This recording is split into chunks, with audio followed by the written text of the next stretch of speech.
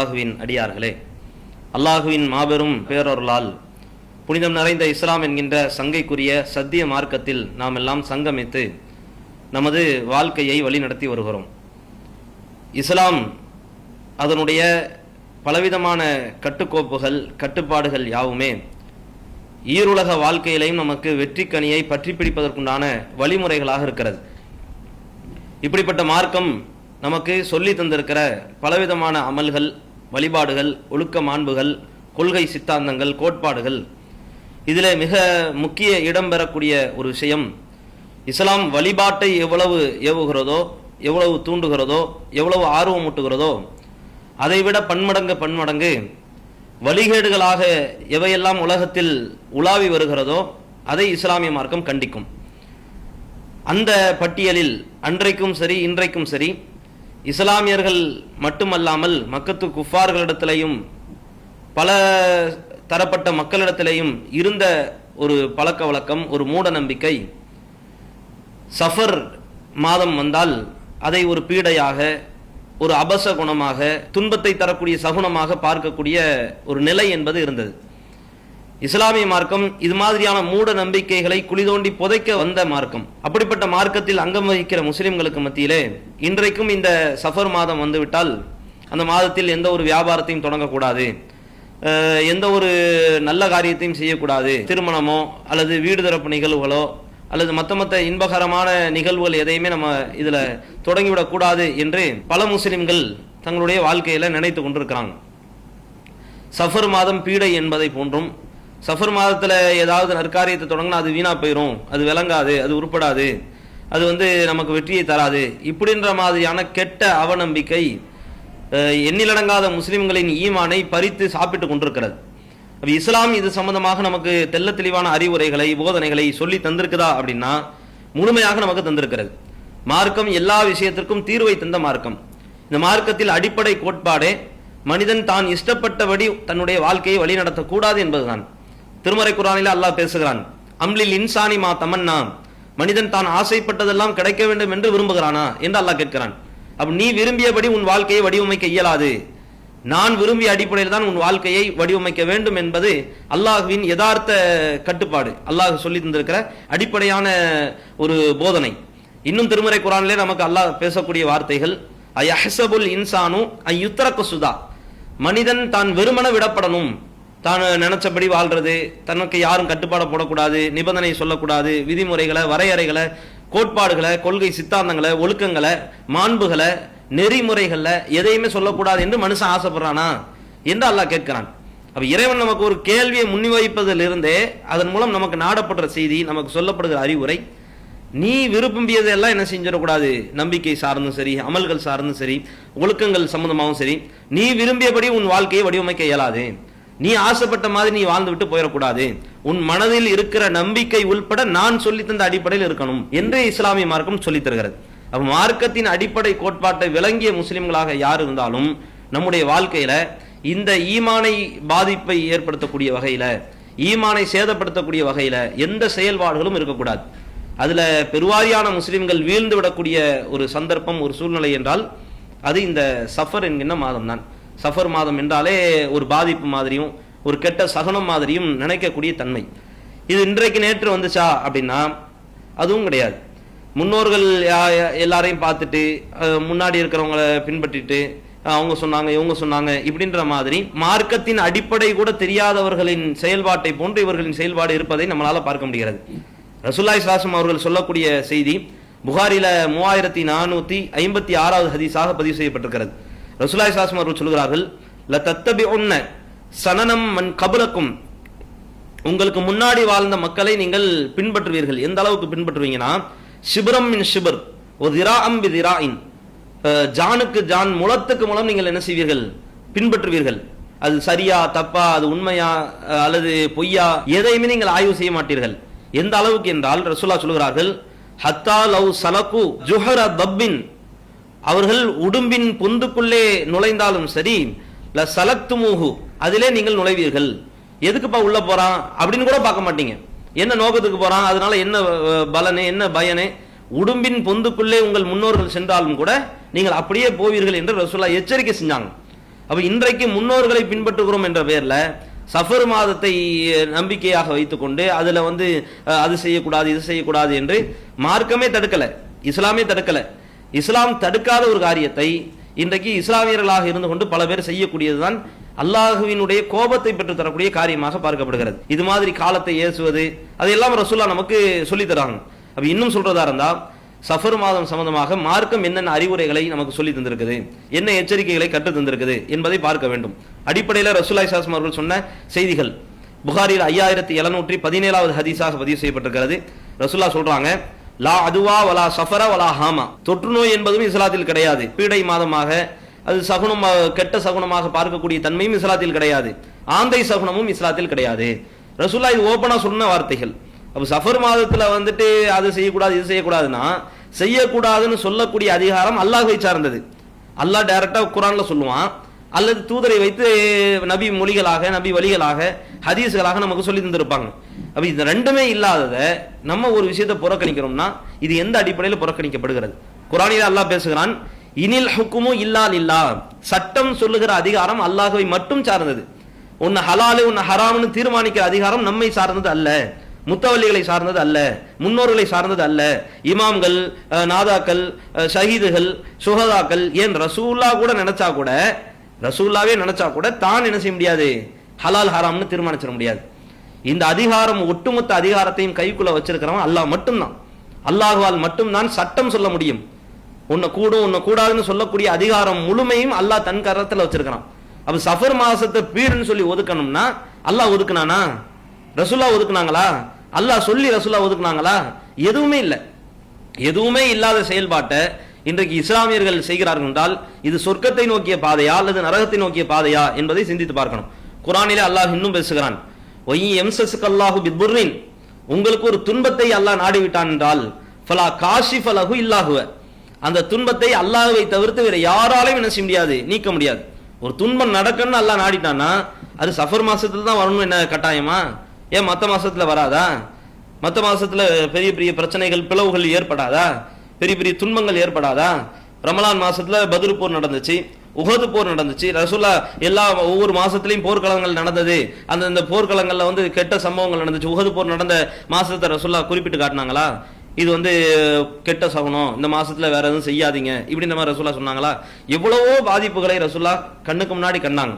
ஒவ்வொரு நாளையும் ஒவ்வொரு காலத்தையும் ஒவ்வொரு நேரத்தையும் ஒவ்வொரு மாசத்தையும் இப்படியே புறக்கணிக்க வேண்டும் என்ற சிந்தனை இஸ்லாத்தில் இருக்குதா முதல்ல? அப்ப இதை சிந்தித்து பார்க்கணும். ரசூலுல்லாஹ் எந்த ஒரு காலத்தையும் எந்த ஒரு நேரத்தையும் எந்த ஒரு நாளையும் குறிப்பிட்டு இப்படி கெட்ட சகுனமாக பார்க்கணும் ரசூலுல்லாஹ் சொன்னது கிடையாது. ஒட்டுமொத்த இஸ்லாத்தையும் சார்புலிந்து பார்த்தால் கூட நாம இடமளிக்கக்கூடிய இது மாதிரியான சிந்தனைகள் ஈமானுக்கு பங்கத்தை விளைவிக்குமே ஒழிய ஒருபோதும் மார்க்கத்திற்கு உகந்ததாக இந்த சிந்தனைகள் வராது. அல்லாஹ் குர்ஆன்ல அதான் சொல்றான், ஒரு துன்பத்தை அல்லாஹ் நாடிட்டானா அந்த துன்பத்தை அல்லாஹ் எப்படி நாடுவான்? அதை நீக்கணுமா? அல்லாஹ்வை தவிர்த்து யாராலையும் நீக்க முடியாது. இன்னும் அல்லாஹ் அந்த வசனத்தை சொல்றான், 10வது அத்தியாயத்துல 107வது வசனம், ஒய் யுரிதுக பிகைரின். அல்லாஹ் உங்களுக்கு ஒரு நன்மையை நாடிவிட்டான் என்றால் ஃபலா ராத்த லிஃபத்லிஹி. அந்த அருளை அல்லாஹ்வை தவிர்த்து வேற யாராலையும் என்ன செய்ய முடியாது, அது தடுக்கவே முடியாது. உங்களை விட்டு அல்லாஹ் கொண்டு சேர்த்துருவான் எப்படியாவது. நன்மையும் தீமையும் படைத்தவன் புறத்திலிருந்து வருது என்று நம்புவதுதான் ஈமானின் அடிப்படையே. அந்த ஈமானின் அடிப்படையை கூட விளங்காமல் நாம இஸ்லாமியர்களாக பயணித்தோம் என்றால் தொழுத தொழுகை கேள்விக்குறியாகிவிடும், நோற்ற நோன்பு கேள்விக்குறியாகிவிடும், கொடுத்த தர்மம் கேள்விக்குறியாகிவிடும், லட்சக்கணக்கில் கொட்டி தீர்த்து காசு செலவழிச்சு பயணம் செஞ்சு உம்ரா ஹஜ்ஜின்னு செஞ்ச அந்த அமல்கள் அது கேள்விக்குறியாகிவிடும். அப்ப அல்லாஹ் நமக்கு அடிப்படையிலே சொல்லி தருகிற அழகிய உபதேசம், ஒரு துன்பமோ இன்பமோ என் புறத்திலிருந்து வருது, இதை நீ நம்பு என்று இஸ்லாமிய மார்க்கம் நமக்கு சொல்லி தருது. இதை நாம முதல்ல விளங்கிக் கொள்ள வேண்டும். ரசூலுல்லாஹி ஸல்லல்லாஹு அலைஹி வஸல்லம் அவர்களை வைத்து அல்லாஹ் சொல்லுகிறான். புகாரியில 4826வது ஹதீஸாக பதிவு செய்யப்பட்டிருக்கிறது. ரசூலுல்லாஹி ஸல்லல்லாஹு அலைஹி வஸல்லம் அவர்கள் அல்லாஹ் சொன்னதாக சொன்னார்கள். அல்லாஹ் சொன்னதாக ஹதீஸுல் குர்சின்னு சொல்லுவாங்க, யுதீனி இப்ன ஆதம். ஆதமின் மகன் என்ன செய்கிறான், என்னைய நோவினை செய்கிறான். அவன் என்ன செய்யறான்னா யசுப்பு தஹர், காலத்தை அவன் திட்டுகிறான், காலத்தை ஏளனமா பார்க்கிறான். வஅனத்தஹர், நானே காலமாக இருக்கிறேன், நானே காலமாக இருக்கிற நிலையில காலத்தை அவன் திட்டுகிறான். அப்ப காலத்தை திட்டுறது நேரத்தை திட்டுறது, கெட்ட சகுனமா பார்க்கறது, ஒரு குறிப்பிட்ட மாசத்தை, குறிப்பிட்ட நாளை, குறிப்பிட்ட வாரத்தை, குறிப்பிட்ட வருடத்தை கெட்டதாக பார்க்கக்கூடிய தன்மை என்பதே காலத்தை ஏசுவதற்கு சமம். காலத்தை ஏசுவது என்பது அல்லாஹுவை ஏசுவதற்கு சமம். அப்ப காலத்தை திட்டுவதன் மூலம் ஆதமின் மகன் என்னை திட்டுகிறான், எனக்கு நோவினையை தருகிறான் என்று அல்லாஹ் சொன்னதாக ரசூலுல்லாஹ் சொல்றாங்க. அப்ப யோசித்து பார்க்கணும், இந்த காலத்தை சஃபர் மாசத்தை பீடை என்று நம்புறது அல்லாஹ்வை திட்டியதற்கு சமமான பாவத்தை இன்றைக்கு முஸ்லிம்கள் செய்கிறார்கள். அப்ப இந்த காரியத்தை விட்டு விலகி ஆகணும். நம்ம நிறைய அமல் செய்யறோம், நிறைய தர்மம் செய்யறோம், நிறைய உம்ரா அது இதுன்னு செய்யறோம். செஞ்சுவிட்டு இது மாதிரியான காரியத்தில் ஈடுபட்டோம்னா, இதுல தொடர்ந்தோம்னா, இந்த நம்பிக்கை மனசுல இருந்துச்சுன்னா யோசித்து பாருங்கள், இது மறுமையில நமக்கு வெற்றியை தருமா? மறுமையில வெற்றியை தராது, பெரிய பாதிப்பை தான் தரும். குர்ஆன் எக்கச்சக்கமான வரலாறு சொல்லுது. அதுல அல்லாஹ் ரப்பல் ஆலமீன் குர்ஆனிலே ஒரு வரலாறை சொல்கிறான். ஒரு கூட்டம் 7 இரவுகள் 8 பகல்கள் என்ன செய்யப்பட்டுச்சு, அந்த கூட்டத்தை நோக்கி காற்றுகளை வீசி அல்லாஹ் என்ன செஞ்சான், அந்த சமுதாயத்தை அழித்தான். வ அம்மா ஆதுன் ஃபஉஹ்லிகு பிரீஹின் சர்சரின் ஆத்தியா, ஆது கூட்டத்தை தொடர்ச்சியாக அனுப்பப்பட்ட காற்றின் மூலமாக என்ன செஞ்சான், அல்லாஹ் அழிச்சான். சஹரஹா அலைஹிம் சபஅ லயால் வ சமானியத் அய்யாம் ஹுசூமன் ஃபத்தரல் கௌம ஃபீஹா சரஆ, அந்த ஆது கூட்டம் அப்படியே மென்று தின்னப்பட்டு அப்படியே வாந்தி எடுக்கப்பட்ட வைக்கோலை போன்று கிடந்தாங்க. 7 இரவுகள் 8 பகல்கள். அப்ப 7 இரவு 8 பகல்னா திங்கள் செவ்வாய் புதன் வியாழன் வெள்ளி சனி ஞாயிறு என்ற 7மே வந்துடும். அப்ப 7 நாளுமே கெட்ட சகுனமா? ஒரு நாள்ல பாதிப்பு என்றால் ஒட்டுமொத்த உலகத்துக்கும் பாதிப்பா? இப்படி இஸ்லாமிய மார்க்கம் கற்பித்து தருமா? மூட நம்பிக்கையை அடிச்சு நொறுக்கிறதுக்கு தான் இஸ்லாமியம் வந்துச்சு. இஸ்லாமிய மார்க்கம் அடிப்படையிலேயே மூட நம்பிக்கை அடிச்சு நொறுக்குது. கண்டதைங்கள் இதை நம்பாத, இது ஈருலக வாழ்க்கையில உனக்கு பாதிப்பை தந்துரும், உன்னை நரகத்தை நோக்கி இழுத்துட்டு போயிரும், சொர்க்கத்தை விட்டு உன்னை தடுத்துரும். எவ்வளவோ துன்பங்கள் துயரங்கள் அல்லாஹ் ரப்பல் ஆலமீன் நினைவுபடுத்துறான். எல்லா துன்ப துயரங்கள் அந்த நடைபெற்ற நாட்கள் எல்லாம் கெட்ட சகுனமா? அதனால எதுவுமே செய்யக்கூடாதா? அப்ப வாழ்நாள்ல எதையுமே செய்ய முடியாதே. பிறப்பு இறப்பு இன்பம் துன்பம் எல்லாமே கலந்ததுதான் வாழ்க்கை. உலகத்துல ஒரு மூலையில ஒரு ஆளுக்கு இன்பம் நடக்குதுன்னா அதே உலகத்துல இன்னொரு ஆளுக்கு துன்பம் நடக்கும். இப்ப அந்த நாளை நல்ல நாள்னு சொல்லுவீங்களா, கெட்ட நாள்னு சொல்லுவீங்களா? இதனால தான் இஸ்லாமிய மார்க்கம் இது எல்லாம் எப்படி பார்க்குதுன்னா, இணை வைப்பின் வாசலாய் பார்க்கிறது. இது கெட்ட சகுனம், கெட்ட சிந்தனை, ஜோசியம் பார்க்கறது, நல்ல நேரம் கெட்ட நேரம் பார்க்கறது, இது எல்லாம் இஸ்லாமிய மார்க்கம் ஏன் தடுக்குது? எதனால இதை தடுக்குது? ஒட்டுமொத்த ஈமானையும் சாப்பிட்டோம். அப்ப இந்த சிந்தனைக்கு இந்த செயல்பாட்டுக்கு நாம ஒருபோதும் என்ன செய்யக்கூடாது, நாம இடமளிச்சிடக்கூடாது. இன்னும் கூடுதலா சொல்றதா இருந்தா, முஸ்லிம்கள்ட்ட சஃபர் மாதத்தினுடைய கடைசி புதன்கிழமை, மாசத்துல புதன்கிழமை வருதுன்னா கடைசி புதன்கிழமைய இது ஒட்டுமொத்த பீடையையும் கழிக்கக்கூடிய புதன். இதுக்கு பேரு ஒடுக்கத்து புதன். இந்த ஒடுக்கத்து புதன்ல குறிப்பிட்ட காரியத்தை எல்லாம் செஞ்சா அந்த மாசத்துல ஏற்பட்ட பீடை எல்லாம் கழிஞ்சு போயிடும், கெட்ட சகுனம்லாம் அழிஞ்சு போயிடும், அது இதுன்னு யாருடைய கண்ணும் படாது இப்படின்ற மாதிரி நம்புறாங்களே. இப்படி நம்பக்கூடிய முஸ்லிம்கள் இன்றைக்கு இருக்கிறாங்க. இந்த நூற்றாண்டிலையும் இவ்வளவு அறிவியல் தொழில்நுட்பம் இவ்வளவு வளர்ந்த பிறகும் மார்க்கம் காட்டித்தராத நிலையிலையும், மார்க்கம் கற்றுக் கொடுக்காத நிலையிலையும், மார்க்கம் தடுத்த நிலையிலையும் இன்றைக்கும் இந்த மூட நம்பிக்கைகள் இது மாதிரியான செயல்பாடுகள்லாம் முஸ்லிம்கள்ல பெருவாரியான கூட்டத்தால் நம்பப்படுதுன்னா யோசித்து பார்க்கணும். செய்யக்கூடிய அமல்கள் கேள்விக்குறியாகிற மாதிரியான ஒரு நிலை வருது. ரசூலுல்லாஹி ஸல்லல்லாஹு அலைஹி வஸல்லம் அவர்கள் கடைசி நேரத்தில் சொன்னாங்க, ஜாஹிலியாவினுடைய ஒட்டுமொத்த செயல்பாட்டை, ஒட்டுமொத்த நம்பிக்கையை என்னுடைய காலுக்கு அடியில போட்டு நான் புதைக்கிறேன் என்றார்கள் ரசூலுல்லாஹ். காலில் தூக்கி போட்டு மிதிக்கிறேன், எதை நீ நம்பாதீங்க, யாரும் என்னவும் சொல்லி ஏமாத்துவாங்க, எல்லாத்தையும் நம்பிட்டு போயிடாதீங்க, மறுமை வாழ்க்கைக்கு அது என்ன செஞ்சிடும், உங்களுக்கு பாதிப்பாகிரும். இப்படி இஸ்லாமிய மார்க்கம் எச்சரிக்கை செய்த யோசித்து பார்க்கணும். முஸ்லிம்கள் இஸ்லாமியர்கள் நாம் ஒவ்வொருவரும் சிந்தித்து பார்க்கணும். ஏன்னா நம்ம குடும்பத்திலையும் பல பேர் நம்பிக்கிட்டு இருக்கிறாங்க இது மாதிரியான சிந்தனைகள். சஃபர் மாதம் என்பது அது பீடை மாதம் அல்ல, அது இறைவனால் தரப்பட்ட ஒரு மாதம். 12 மாதமே இறைவனால் புரிந்து கொள்ளப்பட்ட மாதம் தான். எந்த மாசத்தையும் என்ன செஞ்சிடக்கூடாது, நாம கழிச்சிடக்கூடாது. இது கெட்ட மாசம், இந்த மாசம் வந்தாலே ஏதாவது கெட்டதுதான் நடக்கும், பத்தியா அது நடந்துருச்சு, பத்தியா இது நடந்துருச்சு. அல்லாஹ் நாடுனதுதான் நடக்கும். எந்த மாசத்திலையும் நடக்கும், எந்த நாளிலையும் நடக்கும், எந்த வருஷத்திலையும் நடக்கும். எல்லா நாட்களுமே இறைவனால் தரப்பட்ட நாட்கள் தான். அதனால்தான் ஒரே ஒரு ஹதீஸ், காலத்தை திட்டுவதன் மூலம் மனிதன் எனக்கு நோவினை செய்கிறான், காலமே நானாக இருக்கிறேன், அனத்தகர் என்றான் அல்லாஹ். அனத்தகர், நான் தான் காலம், அவன் என்னைய திட்டுறான் என்று ரசூலுல்லாஹ் அல்லாஹ் சொன்னதாக நமக்கு சொன்னாங்களே. இதுதான் நமக்கு உண்டான பாடம், நமக்கு உண்டான படிப்பினை. அப்ப எந்த நேரத்திலையும் இது மாதிரியான செப்பரேட்டா ஒரு குறிப்பிட்ட மாசத்தை இது அப்படியே ஓரந்தள்ளுறது, இது அப்படியே ஒதுக்கி வைக்கிறது, ஐயோ கல்யாணத்தெல்லாம் அந்த மாசத்துல வைக்கக்கூடாது, நம்ம நல்ல காரியங்கள் எதையுமே அந்த மாசத்துல வைக்கக்கூடாது, வீடு திறப்பு விழா அல்லது மத்த சுன்னத்து ஹத்னா பண்றது எதையுமே செய்யறது கிடையாதே, எதையுமே செய்யறது கிடையாது. இப்படி ஒரு குறிப்பிட்ட மாசத்தை ஒதுக்குறது, அதை ஏளனமா பார்க்கறது, அதை இழிவா நினைக்கிறது, அதை கெட்ட சகுனமா பாவிக்கிறது, இது ஈமானை சேதப்படுத்தும். இது இந்த உலகத்துல பாதிப்பை தராது. உலகத்துல அந்த பாதிப்பு கண்ணுக்கு முன்னாடி தெரியுதோ தெரியலையோ கண்டிப்பாக மறுமை நாள்ல போய் நிற்போம். அப்ப நாம் பல அமல்கள் செய்யறது மட்டும் அல்ல, நான் முதல்ல இந்த உரையினுடைய தொடக்கத்திலே சொன்னேன், இஸ்லாமிய மார்க்கம் வழிபாட்டை எவ்வளவு சொல்லி தருதோ அதை விட பன்மடங்கு வழிகேட்டை தோலுரிக்கும். இஸ்லாத்தின் அடிப்படை தாரக மந்திரமே லா இலாஹ, எந்த கடவுளும் இல்லை, இல்லல்லா, அல்லாஹ்வை தவிர்த்து. இதுதான் இஸ்லாத்தின் தாரக மந்திரமே. அடிப்படையில் அல்லாஹ் என்ன சொல்ல வரான்? அல்லாஹ் கடவுள் மட்டும் சொல்ல வரல, அல்லாஹ்வை தவிர்த்து வேற எவனும் கடவுள் இல்லை என்பதுதான் இஸ்லாத்தின் தாரக மந்திரமே. அடிப்படை சூத்திரமே இதுதான். இதை ஒருத்தர் நம்பி இஸ்லாத்துக்கு வந்தால்தான் அவன் முஸ்லிமே.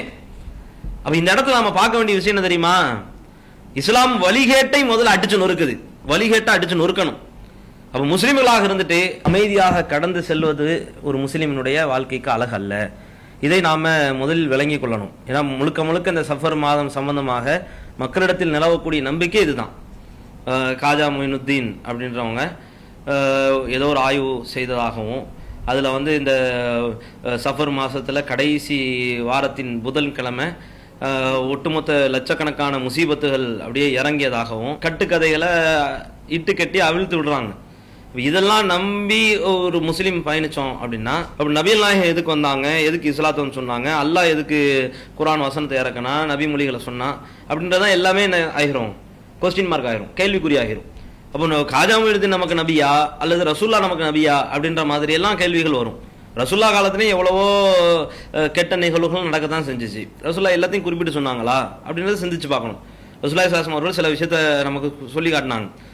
வெள்ளிக்கிழமை அந்த நாளில் தான் என்ன செஞ்சாங்க, அல்லாஹ் ஆதம படைச்சான், அந்த நாளில் தான் உலகம் அழியும் அப்படின்றதையும் ரசூலுல்லாஹ் நமக்கு சொல்லி தந்துக்கிறாங்க. இப்போ ஆதம படைச்சதுனால அந்த நாள் நல்ல நாள், உலகம் அழிய போறதுனால அது கெட்ட நாள், இப்படி சொல்லி வாதம் பேச முடியுமா?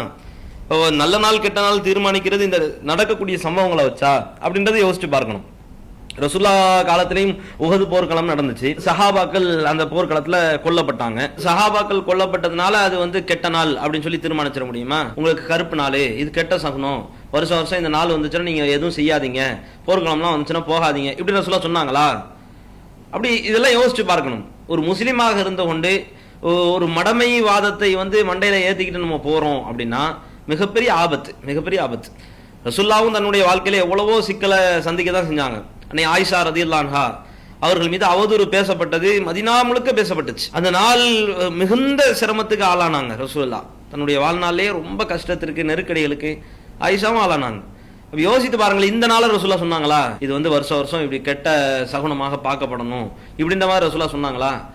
உலகத்துல என்னமும் நடக்கும், நல்லதும் நடக்கும், கெட்டதும் நடக்கும். ஒரே நாள்ல பல்லாயிரக்கணக்கான பேர் பிறக்கிறார்கள் என்று அரசாங்கம் தகவல் சொல்லுது. 70,000-80,000 பேர் பிறக்கிறாங்க ஒரு நாள்ல. இறப்பு விகிதமும் ஒவ்வொரு நாளும் இருக்குது. 1,00,000 பேர் கிட்ட இறக்குறாங்க, இப்படிலாம் இருக்குது. அப்போ 1,00,000 பேர் இறக்குறதுனால இது கெட்ட நாள் அப்படின்னு ஒவ்வொரு நாளையும் தீர்மானிக்க முடியுமா? 70,000 பேர் பிறக்கிறாங்க அதனால இது நல்ல நாள் இப்படின்னு சொல்லி தீர்மானிக்க முடியுமா? இது ஒரு அறிவாளிக்கு அழகா? ஒரு அடிப்படை வாதமே என்ன செஞ்சிருக்குது, இவ்வளவு ஒரு மடமை வாதமாகத்தான் இருக்குது. இது மாதிரியான ஜாஹிலியா சிந்தனைக்கு, அறியாமை கால பழக்க வழக்கத்திற்கு இஸ்லாம் ஒருபோதும் என்ன செய்யாது, அனுமதி கொடுக்காது.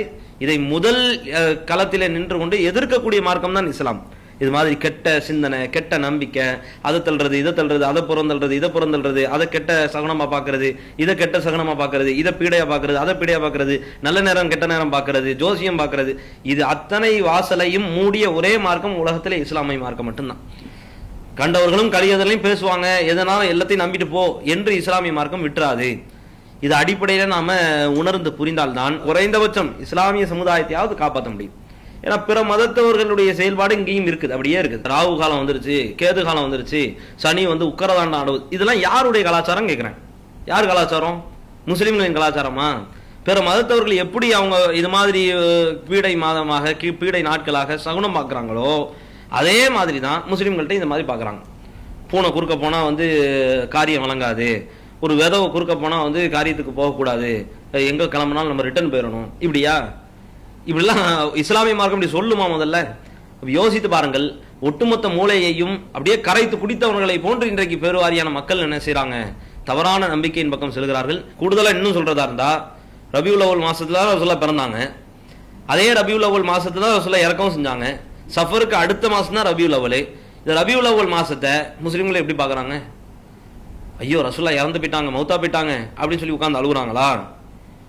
ரசூலுல்லாஹ் பிறந்துட்டாங்க அப்படின்னு சொல்லி முஸ்லிம்கள் கொண்டாடணுமா? கொண்டாடுறாங்க, கொண்டாடலாமா? கொண்டாடுவதும் தப்பு தான், அதை வந்து சகுனமா பார்க்கறதும் தப்பு தான். யாருடைய பிறப்பும் யாருடைய இறப்பும் நடக்க தான் செய்யும். ரசூலுல்லாஹ்வே ஒரு நேரத்தில் அவருடைய பிள்ளை இப்ராஹிம் என்ற மகன் அவர் மரணத்தை தழுவுறார், இறந்து போயிடுறாங்க. இறந்து போனா சஹாபாக்களுக்கு நடுவில் பேச்சுக்கள் ஓடுது. ஜனாசாவை இன்னும் அடக்கம் கூட பண்ணல. மவுத்து வீட்டில் இருக்கிற ரசூலுல்லாஹ்வுக்கு காதுல விழுகிறது. மக்கள் எல்லாம் என்ன செய்யறாங்க? இந்த அன்றைய தினம் பார்த்து சூரிய கிரகணம் ஏற்படுது. இந்த சூரிய கிரகணமும் ரசூலுல்லாஹ்வுடைய பிள்ளை மௌத்தா போனதுனால தான் சூரிய கிரகணம் ஏற்படுதுன்னு சொல்லி ரெண்டையும் ஒப்பிட்டு பேசிட்டாங்க. இது அங்க சுத்தி இங்க சுத்தி ரசூலுல்லாஹ் காதுக்கு வந்த உடனே தன் பிள்ளை மௌத்துல கூட ரசூலுல்லாஹ் அந்த இடத்திலே மக்களுக்கு சொல்றாங்க, இப்படி எல்லாம் நினைக்காதீர்கள், இது தவறான நம்பிக்கை, இது கெட்ட சிந்தனை, இப்படி நினைக்கிறதே பாவம்.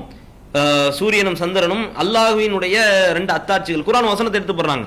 இன்ன ஷம்ஸவல் கமர ஆயத்தானி மின் ஆயாத்தில்லா, சூரியனும் சந்திரனும் அல்லாஹ்வின் அத்தாட்சிகள் இருந்து இருக்கக்கூடிய ரெண்டு அத்தாட்சி. இது யாருடைய பிறப்பிற்கும் யாருடைய இறப்பிற்கும் என்ன செய்யாது, அது வந்து கிரகணம் பிடிக்காது. கிரகணம் பிடிக்குதா, நீ அல்லாஹ்ட்ட பாவம் மன்னிப்பு தேடு, தர்மம் செய், அல்லாஹ் நினைச்சு தொழு, கிரகண தொழுகை தொழு. இப்படித்தான் இஸ்லாமிய மார்க்கம் வழிகாட்டுதே ஒழிய என் பிள்ளை மௌத்தா போனதுனாலதான் கிரகணம் பிடிக்குது இப்படி ரசூலுல்லாஹ் சொல்லவும் இல்லை. அப்படி சொன்ன சஹாபாக்களையும் ரசூலுல்லாஹ் சேர்த்து கண்டிச்சாங்க. ஏன் கண்டிச்சாங்க? இப்படி ஒரு நாளை புனிதப்படுத்துறது, ஒரு நாளை கெட்டதா நினைக்கிறது, இப்படி இஸ்லாமிய மார்க்கம் எந்த இடத்திலையும் இந்த துளையை இந்த வாசலை திறந்து விடவே இல்லை.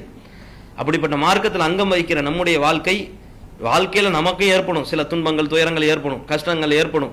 அதுக்காகவே அந்த மாசத்தை, அந்த நாட்களை, அந்த எண்ணிக்கையில உள்ள சில தினங்களை அதை வந்து கெட்டதா நம்ம நினைக்கிறோம் அப்படின்னா நாம இஸ்லாத்திற்கு விட்டு அப்பாற்பட்டு தான் போய் அந்த மாதிரியான சிந்தனைக்கு போறோம் அப்படின்றத மனதிலே நாம் நினைத்துக் கொள்ள வேண்டும்.